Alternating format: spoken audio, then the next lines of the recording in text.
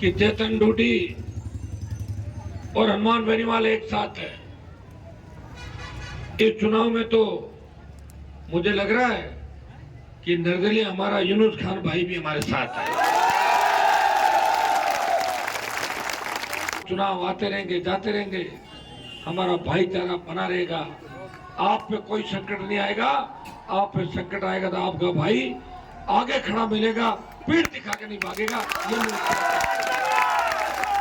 गाड़ी निकालने का रिकॉर्ड इकबाल मिर्जा के पास है।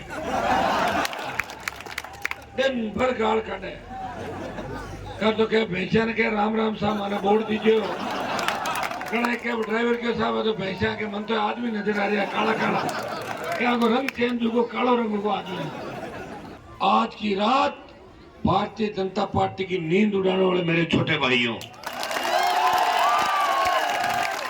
मुझे लग रहा है कि शेरानी आबाद की मीटिंग देखने के बाद ज्योति मिर्जा थे और जिस तरह का मैं उसका इंटरव्यू देख रहा था वो बुझी बुझी लग रही थी। मुझे लग रहा और मामला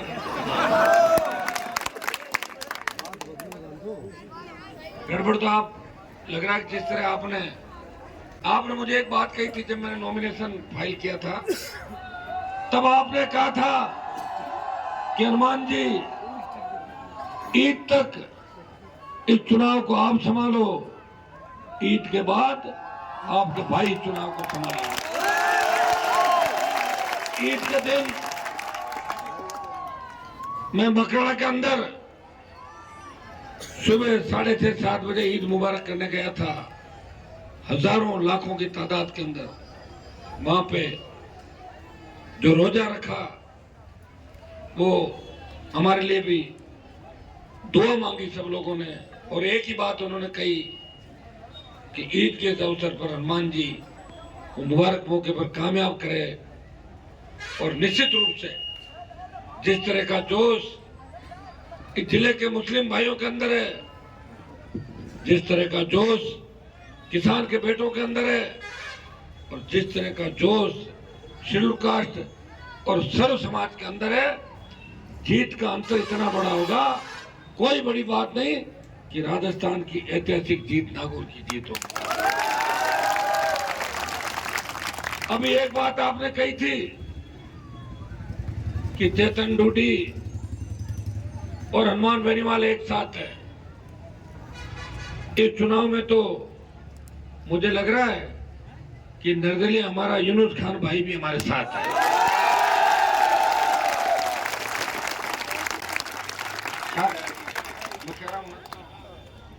और हम मिलके देखो, राजनीति में पता नहीं लगता, मैं आपको बता रहा हूँ फिर बता रहा हूँ, राजनीति में हो सकता है कि हम तीनों एक साथ मिले कहीं कहीं, कल को परिसीमन हो जाए, अलग अलग विधानसभाएं बन जाए, कल को एक दूसरे की मदद करनी पड़ जाए। जब बड़ी लड़ाई आती है तो छोटी लड़ाइयों को भूलना पड़ता है। ये बड़ी लड़ाई है, ये देश के लोकतंत्र को बचाने की लड़ाई है। ज्योति मिर्जा ने बोरावड़ के अंदर कहा था कि 400 पार संविधान बदल देंगे। भाइयों, अगर संविधान बदल दिया तब न तो आरक्षण रहेगा और न हमारे धर्म रहेंगे और न हम स्वतंत्रता का अधिकार रहेगा जो बाबा साहब भीमराव अंबेडकर ने हमें मौलिक अधिकार दिए थे, वो खत्म हो जाएंगे। लेकिन मैं आपको विश्वास दिलाता हूं कि आप हनुमान बेनीवाल को चुन के भेजोगे, पहली बार तो इंडिया अलायंस की सरकार बनेगी। अगर 10-5-15 सीट से रह भी जाती है और संविधान बदलने की बात आई तो कागज फाड़ के और प्रधानमंत्री पे फेंक दूंगा। ये क्योंकि कागज फाड़ के फेंकने के अंदर रिकॉर्ड मेरे नाम है देश और प्रदेश के अंदर। जिस तरह गाड़ी निकालने का रिकॉर्ड इकबाल मिर्जा के पास है। दिन भर गाड़ काटे कर तो क्या भैंसिया ने क्या राम राम साहब माना बोर्ड दीजिए। कड़ा क्या ड्राइवर के साहब है तो भैंसिया के मन तो आदमी नजर आ रहा है काला काला, क्या को रंग चेंज को कालो रंग को आदमी। और कड़ाई क्या है कि माना आदमी है जगह भैंसिया दिखे। और आज एक भाषण और दे दियो कि भाई ये है मैं कभी झूठ नहीं बोलूं, खुद ही कह बैठो क्या 2 दिन हकारा भरे हुए कि मैं झूठ कौन बोलूं। और बताओ मैं कभी गाड़ी गलौज नहीं खाई, कोई आदमी हाथ खड़ो 2 घंटे कहते दिन भर तो गाड़ काटे और बोलियो कि भैंसा का आधार कार्ड बना और जबकि भी वोट बाकी रहे सब भैंसा को नकाय दीजिए।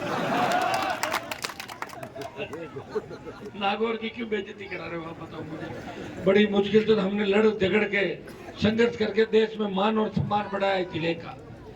भाइयों मैं चाहता तो सत्ता का सुख भोग सकता था, मैं जिद्दी हूँ जिस तरह शहरानी आबाद के लोग जिद्दी हैं, वो जिद करते हैं और मुझे पसंद करते हैं हमेशा। पंचायत चुनाव के अंदर भी 1000 वोट दे इनको। देखो शहरानी आबाद जब शेर से शुरुआत होती है, गांव के नाम की शेर आता सबसे पहले, तो शहरानी आबाद के नौजवान सारे लोग चाहते हैं कि हनुमान जी जैसा नेता होना चाहिए। 1000 से ज्यादा वोट दिए, आपने मेरे मान सम्मान में कभी कोई कमी नहीं रखी। मैं आपको आश्वस्त करता हूं कि शहरानी आबाद चुनाव आते रहेंगे जाते रहेंगे, हमारा भाईचारा बना रहेगा, आप पे कोई संकट नहीं आएगा। आप पे संकट आएगा तो आपका भाई आगे खड़ा मिलेगा, पीठ दिखा के नहीं भागेगा। ये शहरानी आबाद का बच्चा भी, बुजुर्ग, जवान अगर नाम से भी मेरे पास आएगा तो मैं उसको बिठा के चाय भी पिलाऊंगा, दूध पिलाऊंगा बच्चे को और उसका काम भी करूंगा तो वापस भी। आप चिंता मत करो, ये बहुत बड़ी ऐतिहासिक विजय की ओर आप आगे बढ़ रहे हैं। शहरानी आबाद के 2 मामले, एक तो हम जब पिछली बार कार्यक्रम के अंदर आए थे 10 लाख रुपए की घोषणा करी, पैसा आ गया था, किसी टाइटल की वजह से गया, वो आ जाएगा पैसा। सरपंच साहब आप निश्चित रहे, पैसा आपके ट्रांसफर कर दिया, कोई कमी नहीं रहेगी। बाईपास का कागज मैंने चला दिया था और जल्दी बाईपास आपका बनवा देंगे। थोड़ी सी उसमें टेक्निकल प्रॉब्लम आई वो मैं करा दूंगा। आप तो काम के मामले में कोई कमी नहीं रहेगी। जैसा आपने मुझे कहा है, 2 सड़क बनाने की बात और कही है कि शहरानी आबाद से नाडा की ढाणी होते हुए लोरली खुर्द डामर सड़क बनाने की एक ही है क्या? एक बाईपास है, एक क्या है बाईपास, ये दोनों मैं करवा दूंगा आपके जल्दी, आप निश्चित है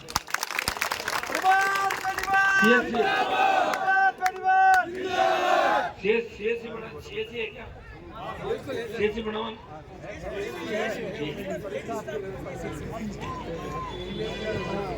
ये तो छोटे छोटे काम है, आप चिंता करें। सरपंच साहब मैं आपको ये भी विश्वास दिलाता हूँ कि चुनाव के बाद आपके बीच आऊंगा और पूरे 2-2.5 घंटे बैठ के गपशप करेंगे, पूरा काम करेंगे, जो मौके पे होंगे मौके पे करेंगे, काम लेके जाऊंगा, काम करा के वापस आऊंगा बीच में। ये मैं आपको पानी का भी मामला था, पानी की टंकी का भी मामला, उसका तो चेयरमैन एमपी होता है तो निकाल देंगे आपका, आप निश्चित रहे, चिंता करने की आवश्यकता नहीं।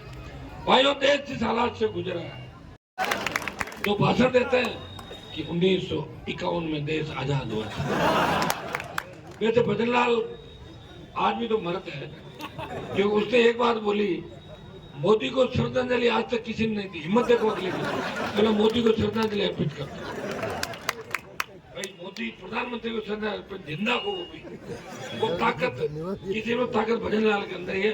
और मुझे लग रहा है इस चुनाव के बाद भजनलाल भी यहाँ से निकल जाएंगे, क्या करेंगे भजनलाल, फिर भजन गाएंगे राजस्थान अपनी भजन मंडली के साथ लेके। भाइयों आजादी के आंदोलन के अंदर आपको चिंता करने की आवश्यकता नहीं। आप जो मैं कह रहा हूँ बात को एक ध्यान से, मैं वोट के लिए नहीं कह रहा हूँ कि खाली वोट के लिए ही बात कर रहा हूँ। जितना योगदान हिंदुओं का इस देश को आजाद कराने के अंदर, अंग्रेजों को भगाने के अंदर था, उतना ही योगदान देश के मुसलमानों का है।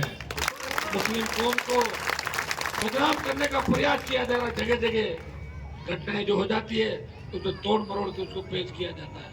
मदरसों पे जब चेकिंग की बात करी, सबसे पहले आवाज हनुमान बेनीवाल ने उठाई। मदरसों पे उंगली नहीं उठाओगे, कौम पे उंगली नहीं उठाओगे। कोई व्यक्ति किसी भी कौम में खराब हो सकता है, सारे लोग एक जैसे नहीं होते, लेकिन हमें याद करना है कि जितना आप लोग धर्म के प्रति उदारता आप लोगों की है, दूसरे धर्मों के प्रति जो उदारता है, होली दिवाली किस तरह आप मनाते हो, और इतनी मेच्योरिटी आ गई। मैं आपको 15-20 साल पहले किस्सा बताता हूँ। 15-20 साल पहले तो लोग इतना नहीं जानते थे कि कलर वलर लगा देते हैं, कोई बात तो थोड़े बहुत छोरे झगड़ा कर लेते थे।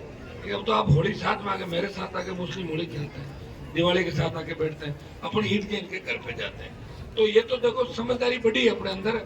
और मैं आपको इतना आश्वस्त कर दूं कि वर्ल्ड के दूसरे जितने भी कंट्री है उसमें हिंदुस्तान में मुसलमान ज्यादा मजबूत है, लोकतांत्रिक व्यवस्था के अंदर वो ज्यादा अच्छी तरीके से है। उनको यहाँ कोई चिंता करने की आवश्यकता नहीं, क्योंकि यहाँ आपके आगे लड़ने के लिए हजारों लाखों दूसरे लोग भी है। इसलिए मैं आपको विश्वास दिलाता हूँ कि मोदी सरकार के सामने आपको घबराने की आवश्यकता नहीं है।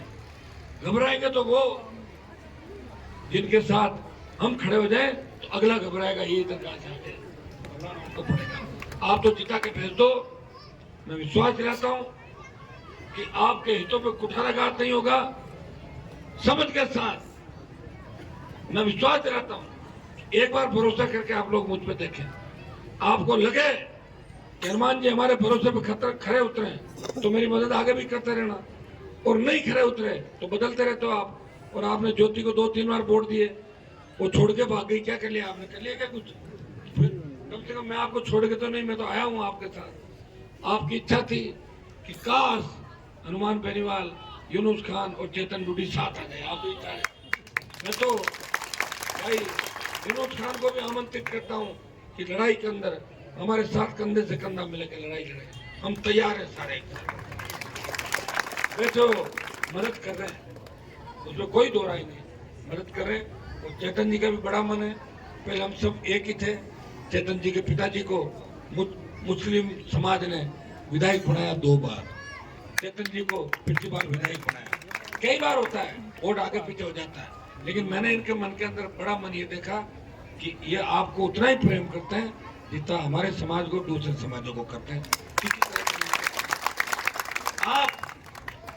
आप घोड़ी पे बिठा के लाते हो और कंधे फोटा, इसका मतलब बहुत प्यार करते हो। और ये जो आपने हमारा मान सम्मान किया, मैं विश्वास दिलाता हूं कि हनुमान बेनीवाल सरानी आबाद के विकास के अंदर 4 चांद लगाएगा और सरानी आबाद को आगे लेके जाएगा। ज्योति बिरला से मेरा कोई झगड़ा नहीं। 2009 में रूपाराम जी डूडी, मैं, हबीबुर रहमान, जाकिर हुसैन, हम सब लाए थे। महेंद्र चौधरी, मैं बीजेपी में था, मेरा झगड़ा हो गया बीजेपी पार्टी से, तो हमने कहा साहब हमें ऐसा कैंडिडेट दो, कांग्रेस को जिता दे, इनको को दिमाग ठीक करे।